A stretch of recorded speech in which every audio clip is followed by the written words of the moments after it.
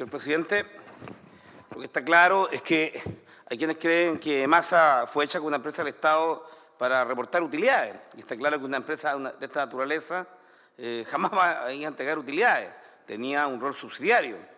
Y siento que mientras no haya conectividad con todo el país y mientras efectivamente este instrumento del Estado no sea capaz de garantizar por sí mismo bajo una fórmula de que las zonas extremas no van a quedar o los lugares aislados con desabastecimiento, mi pregunta es, entonces, ¿cuál va a ser el mecanismo en que el Estado va a garantizar que las zonas aisladas sí tengan los elementos, dado que esta empresa que tiene la facultad legal desaparece? Porque quedamos a la entrega de los emprendimientos. Aquí se ha dicho bienvenidos los emprendimientos. Pero cuando ese emprendimiento sea rentable, no lo va a haber. Entonces, lo que va a haber es que van a haber productos extremadamente caros. Porque la única manera de rentabilizar es con un sobreprecio.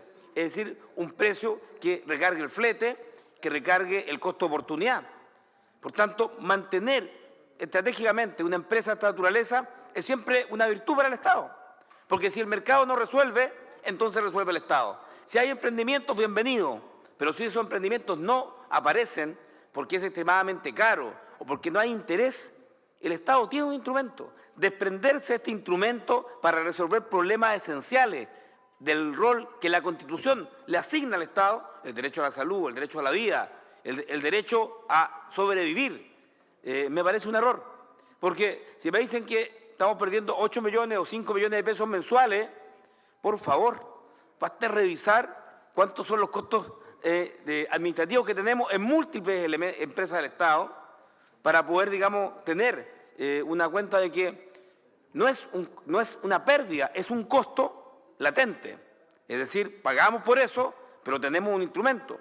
El Estado tiene muy pocos instrumentos para resolver problemas de carácter social y muchas veces se recurre a instrumentos que no son los más adecuados. Y en el tema, por ejemplo, la crisis pesquera, se utiliza el CENSE, no es el instrumento adecuado. En el tema de la crisis pesquera se utiliza Cercotec, no es el instrumento adecuado. Entonces, cuando hay una crisis para abastecer a zonas aisladas, vamos a tener que llamar a licitación. Eso es lo que va a ocurrir, traspasar la responsabilidad del Estado a un privado a costo de licitación, que va a ser mucho más elevado que el costo mensual, por cierto, hoy día, que está representando, comillas, la pérdida de esta empresa. Yo diría, ¿qué debería hacer en Masa hoy si efectivamente no tiene lugares en donde no haya una definición de que estén aislados? Bueno, debería estar evaluando para el Estado cómo funcionan los mercados en esa zona, si afectan los derechos esenciales de los que allí viven. Si hay una vicepresidenta o hay un equipo pequeño, debería estar evaluando dónde existe esa necesidad, dónde está cubierta por el mercado, si los emprendimientos de los privados dan cuenta del respeto a los derechos del consumidor, porque aquí, si hay un emprendedor en una zona aislada, pone los precios que quiere. O sea, ¿cuál es la regulación que pueda existir para que ese emprendedor o esa empresa tenga precios, por cierto, acorde a sus costes de traslado, pero que no sea un precio desproporcionado?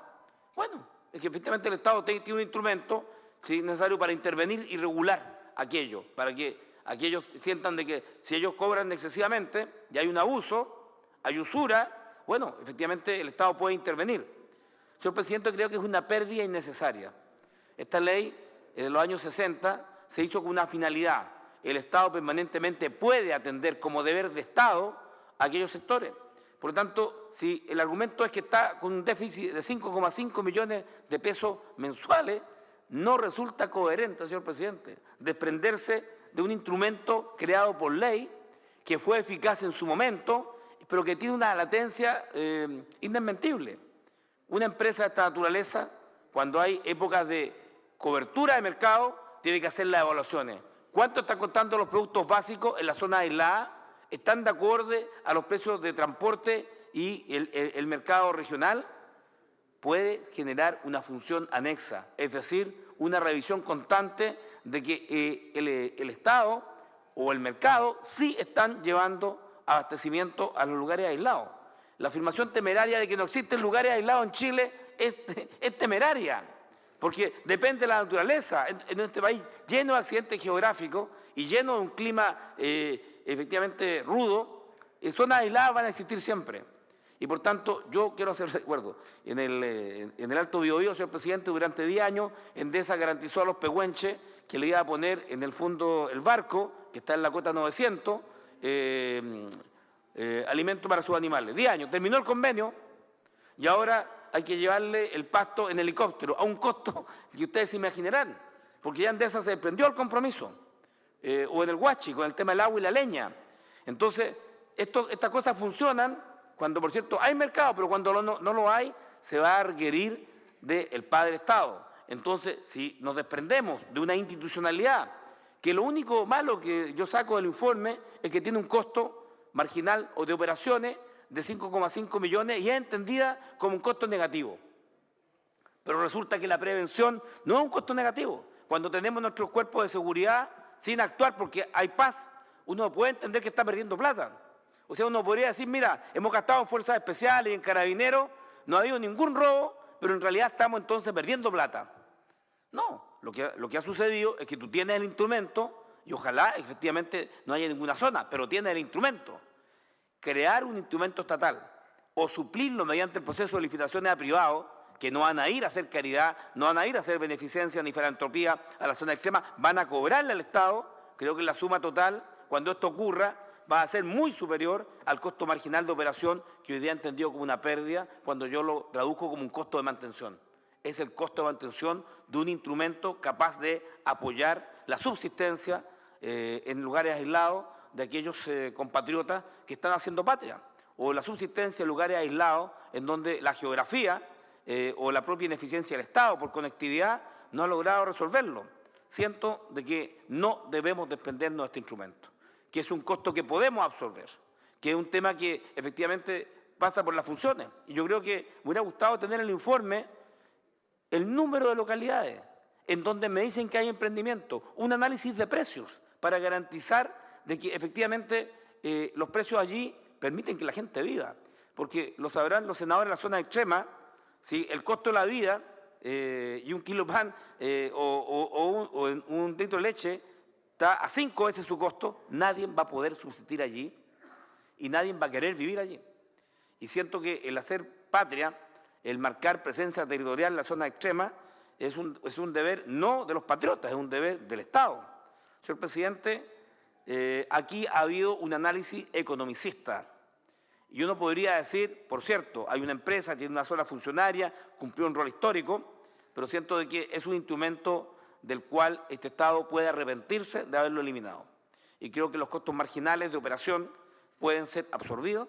Creo que efectivamente el rol de esta empresa en tiempos donde no hay aislamiento puede ser el rol de evaluar, perseverar, asistir y estar atento a que esta asistencialidad, producto del emprendimiento privado, que me parece bien, está garantizando que se cumpla ese rol sin abusar de aquellas personas y familias que estén en esa condición. Y por tanto, señor presidente, como siento de que va a salirle más caro al Estado y vamos a perder un instrumento que en momentos puede ser determinante, que voy a votar en contra de este proyecto de ley. Por el contrario, yo hubiera modificado algunas de las facultades de masa, y estamos a tiempo de hacerlo, para que en tiempos donde no hay grandes aprehensiones y no hay muchas localidades aisladas, juegue un rol de asistencia, acompañamiento, de proporcionar información al Estado respecto a cómo están funcionando esas zonas, y en aquellas en donde no haya nadie, bueno, que vaya masa, con un pequeño equipo, de bajo costo. Pero desprenderse de estos instrumentos del Estado, señor presidente, después nos cuesta caro. Siento que no queremos un Estado grande, nos pueden acusar de estatistas. No, queremos un Estado eficiente que cumpla su rol. No hay ni licitación alguna y los senadores de la zona extrema saben cuán caro cobran los contratistas, porque cuánto cuesta llegar en licitaciones para realizar obras o para realizar este tipo de expertise que tiene EMASA. En definitiva, nos puede salir más caro, puede salir peor el remedio que la enfermedad. Yo siento que aquí el remedio es terminar con la empresa, es peor que la enfermedad, que es un déficit, comillas, que he entendido como una pérdida, cuando yo digo que es una provisión o prevención respecto de necesidades que van a surgir en el rol del Estado. Es por eso, señor presidente, que voto en contra del cierre de Masa. Patagonia sin represa, nueva Constitución ahora, no más AFP, he dicho.